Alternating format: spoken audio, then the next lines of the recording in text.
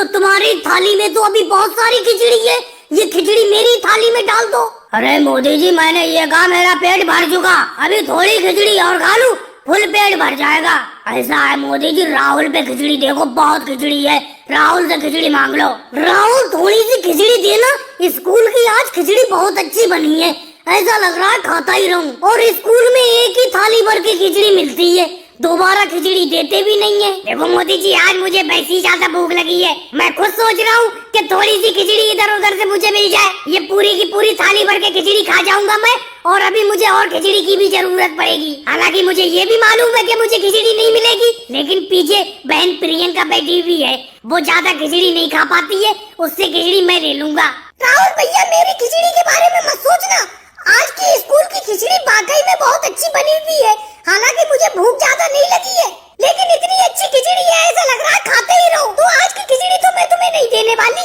लो राहुल, तुम्हें भी आज खिचड़ी नहीं मिलेगी। तुम सोच रहे थे प्रियंका से खिचड़ी ले लोगे, लेकिन आज की खिचड़ी इतनी अच्छी बनी हुई है, प्रियंका कह रही है सारी की सारी खिचड़ी वो अकेले ही खा जाएगी। कभी कभी स्कूल में खाना बहुत ही अच्छा बन जाता है, मजा आ जाता है खा के। अखिलेश, तुम्हारे पास स्कूल की खिचड़ी थोड़ी बहुत बची हुई है, मेरी तो थाली में से खिचड़ी खत्म हो गई, अगर हो थोड़ी खिचड़ी मुझे दे दो। मोदी जी, आप भी बेफालतू की बात कर रहे हो, मैं आपसे खिचड़ी मांगने वाला था।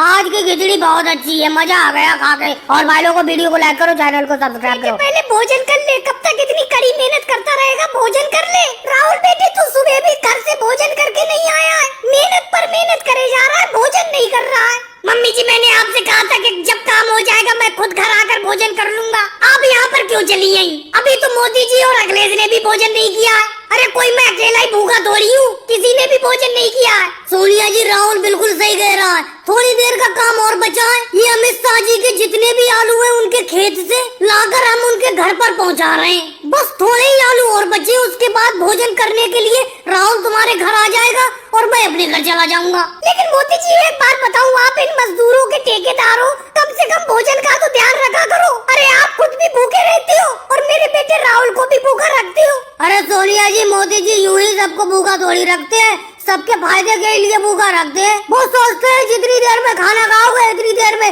जाने कितनी मजदूरी कर लोगे। और वैसे तो हम तो सब लोग सुबह का खाना खाकर आते हैं। राहुल भैया, आप सुबह का खाना खाकर क्यों नहीं आए थे? मम्मी जी, एक बात बताओ, ये सब लोग सुबह सुबह खाना खाकर आते हैं, आप सुबह जल्दी खाना क्यों नहीं बना कर देती हैं? जब मैं सुबह काम पर निकल जाता हूँ उसके बाद आप सोकर उठती हो, और उसके बाद आपको मेरे खाने की याद आती है, फिर खाना बनाकर यहाँ पर भागी चली आती हो। अगर आपको मेरी भूख की इतनी ज्यादा चिंता है तो सुबह ही उठकर खाना बना दिया करो, मैं सुबह खाना खाकर ही आया करूँगा, जैसे मोदी जी और अखिलेश सुबह खाना खाकर आते हैं कड़ी मेहनत करने के लिए। ये बात तो है सोनिया जी, हम तो सुबह ही खाना खाकर आ जाते हैं भरपेट, दोपहर को हम खाना खाते ही नहीं है। अब आप लेट उठती हैं सोकर, जब राहुल काम पर निकल जाता है उसके बाद खाना बनाकर यहाँ पर काम पर लाती हैं। अब ये बताओ, काम करते हुए व्यक्ति कैसे खाना खा लेगा? चल मेरे बेटे, सुबह से मैं जल्दी उठ जाया करूंगी, सुबह ही खाना बना दिया करूंगी, तू खाना खाकर ही कड़ी मेहनत करने के लिए निकलना। और मोदी जी, एक बात मैं आपसे कह देती हूँ, राहुल के ऊपर जो टोकरी है उसमें आलू कम डाला करो, ज्यादा वजन मत रखा करो राहुल के ऊपर। सोनिया जी, ऐसी कोई बात नहीं है, सब लोग बराबर की मेहनत करते हैं, सबकी टोकरी में 5-5 किलो आलू है, कोई किसी से कम मेहनत नहीं करता है, सब बराबर की मेहनत करते हैं। भाई लोगों को वीडियो को लाइक करो, चैनल को सब्सक्राइब करो। अपना लोग इस कपास को मोदी जी की बैलगाड़ी पे शहर मंडी में तो ले जा रहे हैं, लेकिन अच्छे रेट में ये कपास बिक जाएगी। वैसे मेरा अभी कपास बेचने का कोई मूड नहीं था, लेकिन जब तुमने कहा कि कपास का स्टैम्प भाव बहुत अच्छा है, अच्छे रेट में कपास बिक रही है, अभी बेच दो, इसीलिए मैं बेचने के लिए ले जा रहा हूँ। योगी जी, एक बात बताओ, मैं अपनी कपास की गठरी भी तो शहर मंडी में बेचने के लिए लिए जा रहा हूँ। स्टैम्प मैंने सुना है कपास का रेट उच्चतम स्तर पर है, यानी कि स्टैम्प कपास का मूल्य बहुत ज्यादा है, 200 रुपए किलो कपास बिक रही है, नहीं तो अभी तक 150 रुपए किलो कपास बिक रही थी। चलो राहुल, मंडी जाके देखते हैं किस रेट में अपनी ये कपास बिकेगी। और मोदी जी, आप अपना भी भाड़ा साफ साफ बता दो, हम दोनों की कपास गांव से शहर ले जाने के लिए कितना पैसा लोगे? योगी जी, बैलगाड़ी का भाड़ा आप पूछ रहे हो तुम, अगर तुम्हें मुझसे भाड़ा पूछना था अपनी इस कपास को मेरी बैलगाड़ी पे ले जाने के लिए तो शुरू में ही गांव में ही पूछते। अब तुम्हारा जो मन हो वो पैसा दे देना, बस मैं तो यही चाहता हूँ कि तुम्हारी कपास अच्छी रेट में बिक जाए, जितनी अच्छी रेट में बिकेगी उतना ही भाड़ा ज्यादा दे दोगे तुम लोग मुझे। मोदी जी, सुबह से शाम हो गई, आपकी बैलगाड़ी को चलते चलते लेकिन अभी तक तो शहर पहुँचे नहीं है। कितनी दूर शहर रह गया है अभी? मोदी जी अगर कहीं पे रास्ते में कोई पेड़ पड़े, पेड़ के नीचे बैलगाड़ी को रोक लो, थोड़ी देर आराम कर लेते हैं, फिर उसके बाद चलेंगे। राहुल अगर आराम करने के लिए कहीं पे रुक गए पेड़ के नीचे तो शहर मंडी में नहीं पहुंच पाएंगे, फिर अगले दिन अपनी ये कपास बिक पाएगी। एक दिन रुकना पड़ जाएगा शहर में, इसीलिए चलते रहने दो। जब मेरे बैल आराम करने के लिए नहीं कह रहे तो तुम क्यों कह रहे हो? मेरा मतलब मेरे बैल अभी तक नहीं थके। अपना लोग तो बैलगाड़ी पे बैठे हुए, तुम बैठे बैठे थक गए। चलो मोदी जी ऐसा करो, कहीं पे हैंडपंप दिखाई दे, हैंडपंप के पास रोक लेना, प्यास लगी है बहुत तेज। मंडी तो पहुंच ही जाएंगे, कपास ये बिक ही जाएगी, लेकिन प्यास लगी है, कम से कम पानी तो पी ले रास्ते में कहीं। योगी जी थोड़ी दूर पर एक हैंडपंप है, वहीं पे बैलगाड़ी को रोक लूंगा, वहीं पे सब लोग पानी पी लेंगे। और भाइयों को वीडियो को लाइक करो, चैनल को सब्सक्राइब करो।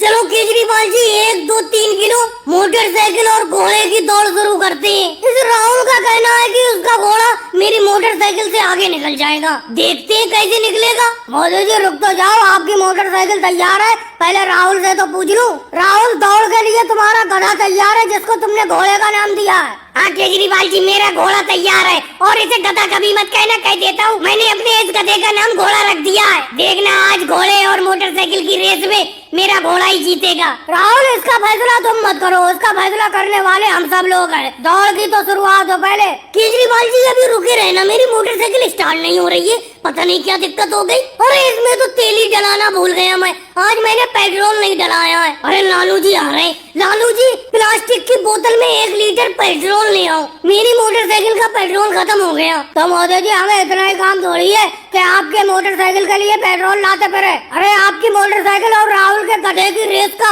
वक्त बिल्कुल नजदीक आ गया, 10 मिनट बचे हैं। 10 मिनट में मैं पेट्रोल पंप से पेट्रोल कैसे लेकर आ जाऊंगा? लालू जी आपने अभी मेरे गधे को गधा क्यों बोला? उसको घोड़ा बोलो, घोड़ा नाम है इसका। और एक चीज मैं कह देता हूँ, 10 मिनट बाद रेस शुरू हो जाएगी, मैं तो अपना ये घोड़ा दौड़ाना शुरू कर दूंगा, चाहे मोदी जी अपनी मोटरसाइकिल चलाएं या ना चलाएं, मुझे कोई मतलब नहीं। इन्हें पेट्रोल का पहले से ध्यान रखना चाहिए था। मोदी जी राहुल बिल्कुल सही कह रहा है, 10 मिनट बाद रेस को शुरू कर दिया जाएगा। राहुल का घोड़ा दौड़ पड़ेगा, आपकी मोटरसाइकिल को भी दौड़ाना पड़ेगा। लेकिन केजरीवाल जी एक बात बताओ, जब मेरी मोटरसाइकिल में तेल ही खत्म हो गया तो मेरी मोटरसाइकिल दौड़ेगी कैसे? अरे मोदी जी इसमें हम क्या करें? आप अपनी मोटरसाइकिल में तेल भरवा कर क्यों नहीं लाए? अब आपकी मोटरसाइकिल में तेल नहीं है तो इसके लिए कोई हम रुके थोड़ी रहेंगे रेस के लिए। अरे मेरा घोड़ा भी प्यासा हो गया, पानी मांग रहा है। लालू जी एक बाल्टी जरा पानी भरकर ले आओ, अपने घोड़े को पिलाऊंगा, क्योंकि जब तक ये प्यासा रहता है एक कदम आगे नहीं बढ़ाता है। जब मैं मोदी जी की मोटरसाइकिल के लिए पेट्रोल नहीं लाया तो तुम्हारे गधे के लिए पानी कैसे लाऊंगा? लालू जी फिर आपने गधा बोला मेरे घोड़े को। मोदी जी एक काम करते, मेरा गधा भी आगे नहीं बढ़ेगा, आपकी मोटरसाइकिल भी आगे नहीं बढ़ेगी, अपना ही दोनों भाग लगा देते हैं रेस में। ये ठीक है राहुल, ऐसा ही करते हैं। और भाई लोगों को वीडियो को लाइक करो, चैनल को सब्सक्राइब करो। राहुल अब ये रेल चलने के लिए तैयार है, पूरी अच्छी तरीके से तुमने रेल को चेक कर लिया। देखो अपना रेल मिस्त्री है, जब तक अपना इस रेल को पूरी तरीके से चेक नहीं कर लेते तब तक ट्रेन आगे नहीं बढ़ती है। और रेल यानी कि ट्रेन के ड्राइवर को जब अपना कहते हैं रेल अब चलने के लिए तैयार है, तभी ट्रेन ड्राइवर इस ट्रेन को चलाता है। मोदी जी वैसे तो इस रेल में सब कुछ ठीक है, मैंने चेक कर लिया, लेकिन इसके पहियों में थोड़ी हवा कम है। मैंने सोचा पंप से थोड़ी सी हवा भर देता हूँ। राहुल हाँ ये तो तुम ठीक कह रहे हो, हवा तो मुझे भी कम लग रही है। ऐसा करो इस रेल के जितने भी पहिए हैं सब में हवा भरो। योगी जी तुम खड़े खड़े मुंह क्या देख रहे हो? एक पहिए में राहुल हवा भर रहा है, एक पहिए में जाकर तुम भरो। लेकिन मोदी जी एक बात बताओ, पंप तो एक ही है, जिस पंप से ये राहुल रेल के पहिए में हवा भर रहा है ये पंप तो एक ही है, और पंप खरीद कर लाओ तभी तो मैं हवा भरूंगा दूसरे पहियों में। लेकिन मोदी जी मुझे एक बात समझ में नहीं आती, इसके लोहे के पहिए हवा कैसे कम हो जाती है इन पहियों में से? अरे योगी जी वो बात तो सब कुछ ठीक है, हवा कैसे कम हो जाती है वो तो अलग बात है।